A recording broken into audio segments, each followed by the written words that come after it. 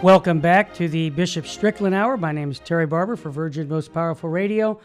Bishop Strickland has a guest. His name is His Eminence Cardinal Pell from Australia. He's visiting the United States, and we're talking about his book, Prison Journal, The High Court Frees an Innocent Man. I'd like to just turn it right over to Bishop Strickland because we wanted to talk a little bit about his experience and how it helped souls that needed prayers and prayers from somebody who suffered much. So, Bishop Strickland, I'll turn it over to you. Thanks, Terry, and welcome, Your Eminence, Cardinal Pell. It's an honor to have a few minutes to visit with you, to talk about your book and your experience, and to thank you really on behalf of the Catholics of the world, because your experience there in Australia, my mother's home country, is an experience that everyone was watching and praying for you. I know it was very controversial, but the grace with which you handled the whole situation really is a sign of your faith and a sign of the Lord's blessing and strength in these challenging times for all of us. So thank you, Your Eminence. Good, Bishop. Well, I did what I should. I put one foot after the other, and I think followed a few common sense rules and the basic Christian precepts. Well, and, it works. The Christian mix. And Your Eminence, I think that is the great message. I was able to hear you speak to a large gathering back, I guess it was last spring, again through the Zoom.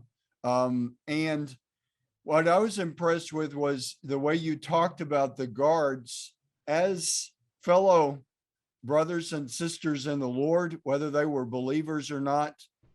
You said that you mentioned their kindness, and it just really struck me that truly only a man of faith would even have the reaction that you did.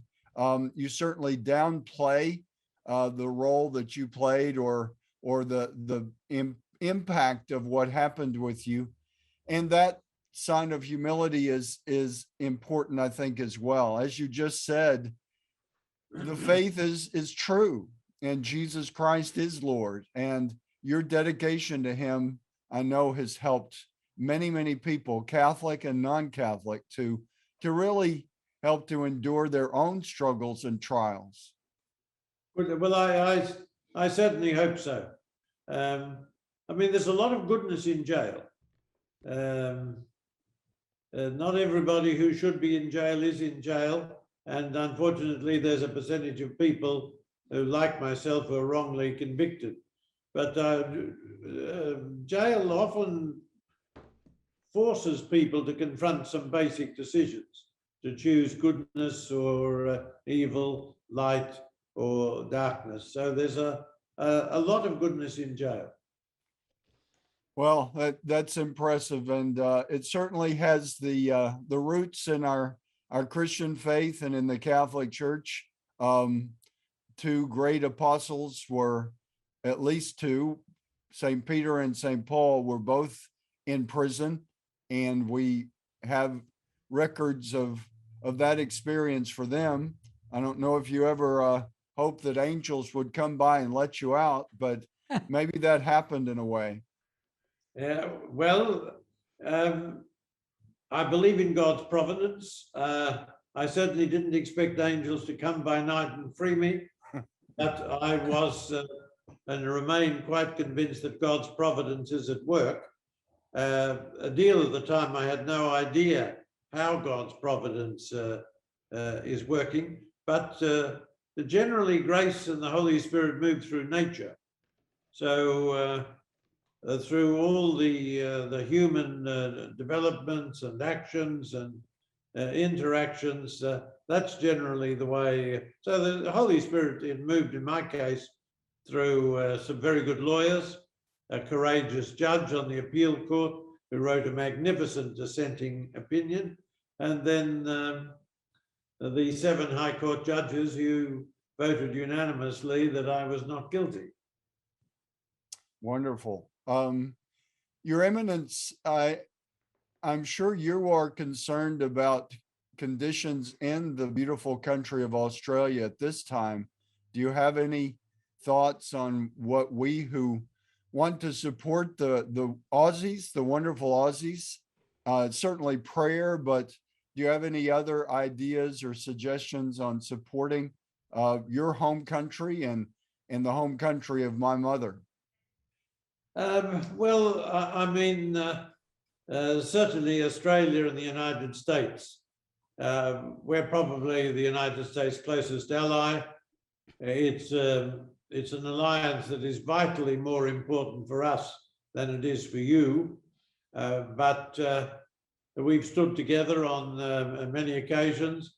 I take great heart and encouragement from the United States, the Catholic Church in the United States. It's certainly not perfect, but overwhelmingly it's moving in the right direction. And modernity is very hostile to the faith. It's very hostile to family, to young people trying to live correctly. And there are many, many things in the United States which are helping prepare young people and moving people in the right direction. So the Church in the United States is a model for all of us, especially in Australia, not just in the English-speaking world, but right across the Western world. So it's important for us, as well as for yourselves, that you continue to get a lot of things right. Well, thank you, Your Eminence. What we try to do, Terry Barber and I, is just speak the truth, and especially to focus on the catechism. I know that your faith was a great strength to you through all of this. Is there something that, if I can get a little personal, just something that really, that you'd always known and believed that was just more deeply emphasized in that challenging experience of being in a prison? Yeah, probably, I think, the value of redemptive suffering. Now, of course, I knew about that. Of course, I believe that Jesus redeemed us, first of all, through his suffering and death, as well as his teaching and his healing. But sometimes we are a bit slow to apply the practice and the teachings of Jesus to our own individual lives. We understand that it's true generally. So, I mean, I had, as I think Terry has pointed out, quite a few people write to me and say they were offering up, not just praying for me, not quite a number fasted, but a number of them were dying, and they offered up their Wow. But Cardinal Pell, Terry Barber jumping in. I hear the music. Go to Ignatius Press to pick up his book, Volume 3. God love you all. Thank you so much.